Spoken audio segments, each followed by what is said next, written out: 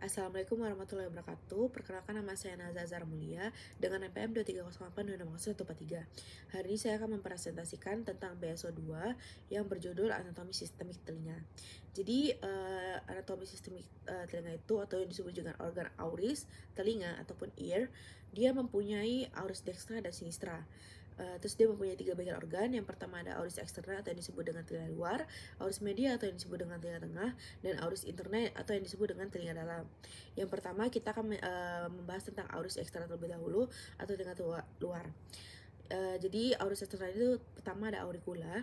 Auricula itu dia lempeng tulang rawan yang ditutupi kulit. Terdapat juga otot intrinsik dan ekstrinsik dan dipersarafi oleh nervus 7 atau facialis.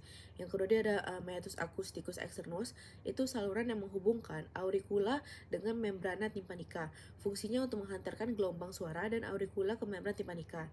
Dia juga terdapat sepertiga luar cartilaginal elastis dan 2/3 dalam tulang atau lempeng timpani. Dia juga dilapisi kulit. Sepertiga bagian luar ini juga terdapat di rambut, glandula sebasea, dan glandula ceruminosa.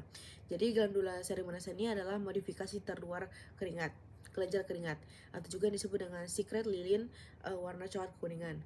Rambut dan lilin ini juga merupakan barier mencegah benda asing masuk.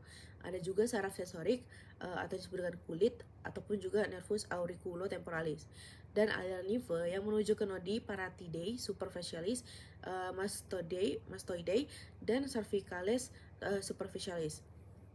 Terus yang kedua kita masuk ke auris media. Dia tuh ruang berisi udara di dalam pars petrosalis temporalis, berbentuk celah sempit yang dilapisi membran mukosa, berisi tulang-tulang pendengaran itu untuk meneruskan getaran membran timpani atau gendang telinga ke perilimpa telinga dalam. Ada juga sisi anterior, dia itu yang berhubungan dengan nasofaring melalui tuba auditif, dan sisi posterior itu dengan antrum mastoideum. Terus kita masuk ke membran timpanica, itu ada membran fibrosa tipis berwarna kelabu mutiara terletak miring menghadap ke bawah, depan dan lateral permukaan cekung ke lateral. Pada cekungan paling dalam terdapat lekukan kecil atau umbo yang dibentuk oleh ujung manubrium malei. Apabila membran terkena cahaya otoskop, maka bagian cekung menghasilkan kerucut cahaya atau memancar ke anterior dan inferior dari umbo. Daerah segitiga kecil pada muskus timpanica ini dibatasi oleh pelika lemas atau disebut dengan pars flaccida dan pars tensa atau tegang.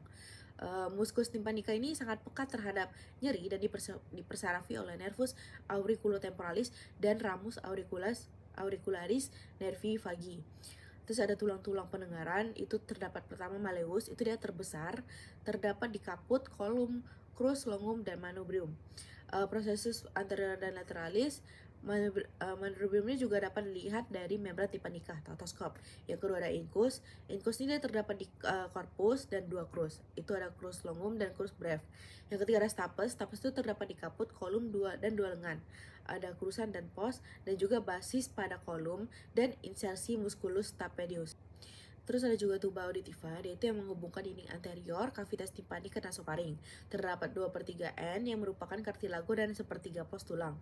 Jadi pada saat turun tuba, berjalan di pinggir atas musculus constrictor pharyngeus sub yang berfungsi untuk menyeimbangkan tekanan udara di dalam kavitas timpani dan dengan nasofaring. Terus kita masuk yang ketiga tuh ada auris interna. Dia terletak di dalam pars petrosa ossis temporalis, medial terhadap telinga tengah, terdapat di labyrinthus osseus dan labyrinthus membranaceus. Jadi kita masuk dulu ke labyrinthus osseus. Dia itu tersusun dari sejumlah rongga dalam tulang. Terdapat struktur yang pertama ada vestibulum, itu dia bagian tengah. Terus dia lateral, terdapat fenestra vestibuli atau yang ditutupi basis stapes dan ligamentum anulare. Dan fenestra cochlea itu dia ditutupi oleh membran tympanica sekundaria. Terdapat juga sacculus dan utriculus labyrinthus membranosa. Terus yang kedua ada canalis semicircularis atau pos, itu terdapat struktur canalis semicircularis superior, canalis semicircularis posterior, dan canalis semicircularis lateral. Ketiganya ini bermuara ke posterior vestibulum. Terdapat juga ampula, pelebaran yang ada di ujung kanalis. Kanalis bermuara ke vestibulum melalui ductus semicircularis. Terus yang ketiga ada cochlea atau N, itu dilapisi oleh endosteum yang berisi cairan bening atau perilimpa, berbentuk seperti rumah siput dan bermuara ke anterior vestibulum. Terus dia juga terdapat struktur yang pertama ada skala vestibuli, itu di superior, itu dia perilimpa dipisahkan oleh basis stapedis dan ligamentum anulare dari timpani. Dari cochlea timpani. Terus yang kedua ada skala timpani di inferior, itu dia perilimpa dipisahkan dari cochlea timpani oleh membrana timpanica sekundaria. Terus terus yang kedua tadi ada labyrinthus membranaceus. Itu terdapat di pertama ada utriculus dan sulcus yang terdapat di dalam vestibulum osseus. Yang kedua ada 3 ductus semicircularis yang terletak di dalam canalis semicircularis osseus dan 3 ductus cochlearis yang terdapat dalam cochlea dan endolimpa dan dikelilingi oleh perilimpa. Utriculus ini adalah yang terbesar dari 2 buah sulcus vestibuli. Utriculus ini juga dihubungkan Ventriculus juga dihubungkan tidak langsung dengan sacculus dan ductus endolimpaticus oleh ductus utriculosacularis. Sacculus ini berbentuk bulat dan berhubungan dengan utriculus.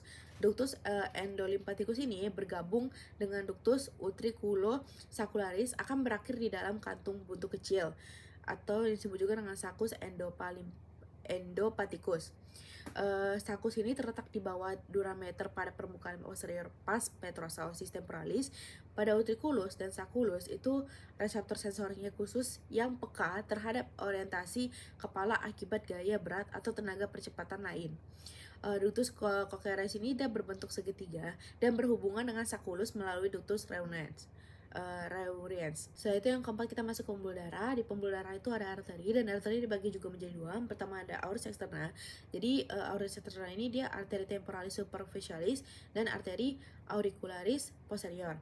Yang kedua ada arteri media dan interna. Terdapat arteri pharyngea ascendens atau asalnya itu dari arteri carotid externa dan ada juga arteri meningea media dan arteri canalis pterygoideus asal dari arteri maxillaris. Dia itu juga bermuara ke dalam plexus venosus pterygoideus. Terus yang terakhir itu ada persarafan. Persarafan ini dia terdapat di nervus facialis, nervus tympanicus, itu dia cabang dari nervus glossopharyngeus dan nervus vestibulocochlearis. Itu dia bercabang menjadi nervus vestibularis dan nervus cochlearis di dasar meatus acousticus internus. Untuk referensinya saya dapatkan dari pertama ada Bartolomeu Edwin F. Martini F.H. Essential of Anatomy and Physiology Global Edition 7th edition. Setelah itu yang kedua ada dari Snell Richard S. Anatomi Klinis EGC 2017. Yang ketiga ada Hansen John T. Nether's Clinical Anatomy 4th edition Elsevier 2019. Yang terakhir itu dari Paulsen F. Weschke J. Sobota Atlas Anatomi Manusia, Kepala Leher dan Neuroanatomi jilid ketiga EGC 2013. Terima kasih, sekian dari saya. Wassalamualaikum warahmatullahi wabarakatuh.